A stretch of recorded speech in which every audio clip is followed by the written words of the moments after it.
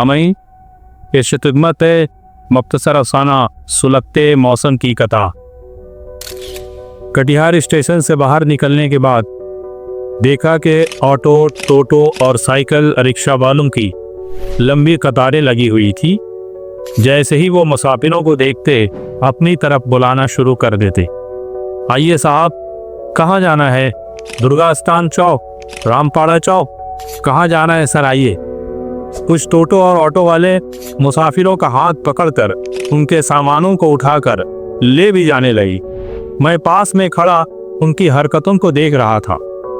इसी दौरान 2-4 ऑटो और टोटो वाले मेरे पास भी आ खड़े हो गए। पूछने लगे, कहाँ जाना है साहब? मैंने कोई जवाब नहीं दिया, सिर्फ अपने सर को जुम्बिश दी और खामोश रहा।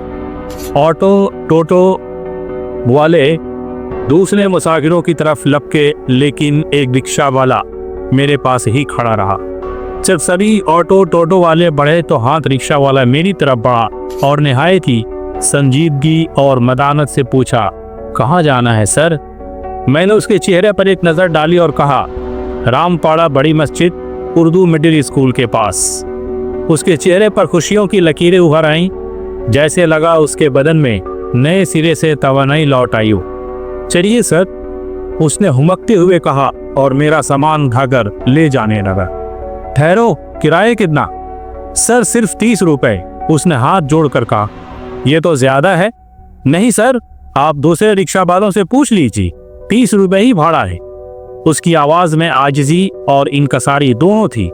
मैंने बगैर किसी से पूछे कहा, चलो। उसने अपने रिक्शे को आगे की तरफ खींचा, सीट पर जमे गर्द को कांधे पर रखे हुए तौलिए से साफ किया और कहा, जल्दी बैठिए सर। वो इतना खुश हो गया कि मैं उसका सबब नहीं जान सका, लेकिन मेरे दिमाग में उसकी खुशी जानने की ख्वाहिश उबाल खाने लगी। फिर सोचा, क्या जरूरत, चलो अपनी मंजिल पर, उसकी कोई वजह होगी। रिक्शा वो बहुत तेजी के साथ हाँक रहा था। जब भीड़ आती वो लगातार रिक्शा की घंटी बजाता रहता, जब तक उसको निकलने की जगह नहीं मिल जाती। कुछ दूर तक तो रास्ता इतना खराब था कि गुज़श्ता शब बारिश का पानी जहां तहां जमा हो गया था, जिसकी वजह उसे जोर लगाकर रिक्शा खींचना पड़ रहा था। कभी कभी तो वह सीट छोड़कर खड़े होकर पूरे जोर लगाकर रिक्शा खींचने की कोशिश करता। टूटा हुआ रास्ता जहां खत्म हुआ, ठीक उसी के किनारे नगर पालिका की जानिब से एक साइन बोर्ड लगा हुआ था। लिखा था, आपका इस खूबसूरत शहर में स्वागत है। मेरी नजर उस साइन बोर्ड पर पड़ी, मुस्कुरा कर रह गया। मन ही मन में कहा, वाकई शहर तो खूबसूरत है, लेकिन रास्ते। इसी दौरान मैंने रिक्शा वाले से कहा, तुम लोग नगर पालिका को खराब रास्ते के बारे में क्यों नहीं कहते? साहब, कहने की बात कर रहे हैं, कई बार हम लोगों ने पत्र लिखकर ऑफिस में जमा भी किया, कहा हो जाएगा। कहते कहते अब हम लोग थक गए और चुप हो गए। रास्ते में सब्जी का होलसेल बाजार मिला, रास्ता पूरा जाम था। रिक्शा वाले ने घंटी बजाना शुरू किया और रिक्शा खींचता रहा। बहुत भीड़ है इस बाजार में। हाँ सर, ये सब्जी का होलसेल मार्केट है, रिक्शे वाले ने कहा। रिक्शा तेज चलाने की वजह से उसकी सांसें उखड़ रही थी। इत्मीनान से चलो, इतनी तेजी के साथ क्यों चला रहे हो? आ रहा हूं भाई, बस 2 मिनट में। रिक्शा वाले ने दवाखाने के मालिक की जानिब हाथ से इशारा किया। ये लीजिए सर, रामपाड़ा बड़ी मस्जिद, उर्दू मिडिल स्कूल सामने है। रिक्शा वाले ने रिक्शा रोक दिया।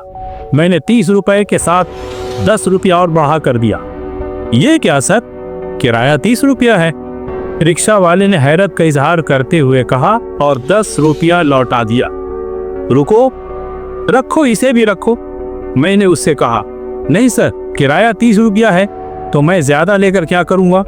उसने बर्जस्तगी के साथ इनकार कर दिया। मैं उसकी यह हरकत देखकर हैरत और इस्तेजाब की अमेज समंदर में गर्क होता महसूस कर रहा था।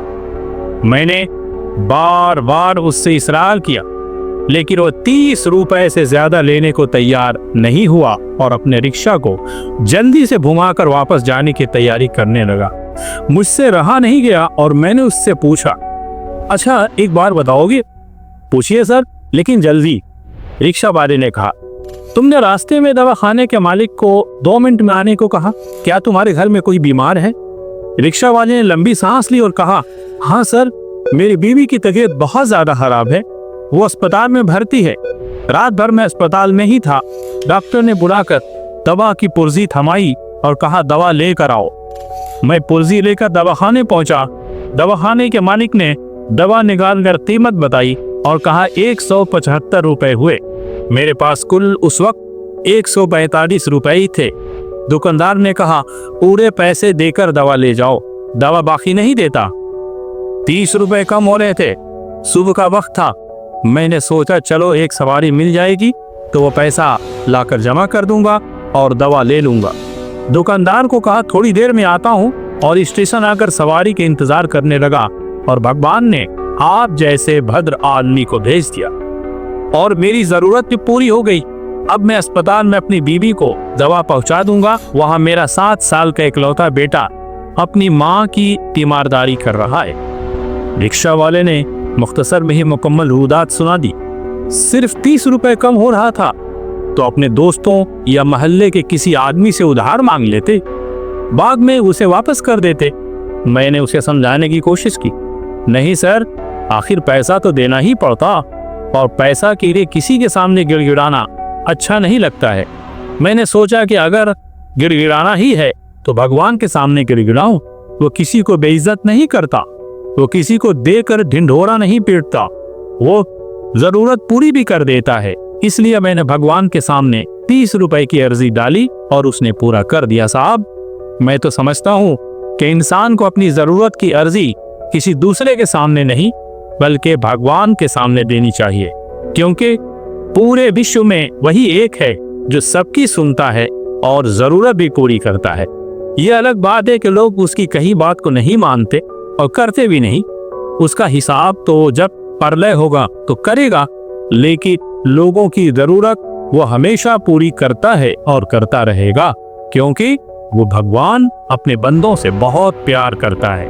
वो लोगों को दुख में रोते हुए नहीं देख सकता है। यही सब बात है साहब। आपका बहुत बहुत धन्यवाद।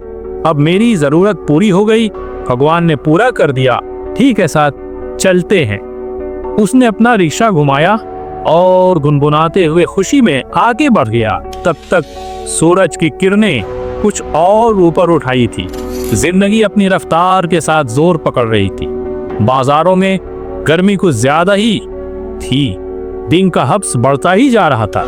मैं रिक्शा वाले को जाते हुए देखता रहा। मेरी नजरें उसको अपनी गिरफ्त में रखने की लाहासिल कोशिश कर रही थी। रिक्शा वाला दूर, बहुत दूर निकलता जा रहा था और मैं उसकी खुददारी पर रश कर रहा था कि पीछे से मेरे एक शनाशा ने पीठ पर हाथ रखा और मेरी सोच का तार उसी वक्त छन से टूट गया। तब तक वो बहुत दूर निकल चुका था। बहुत शुक्रिया।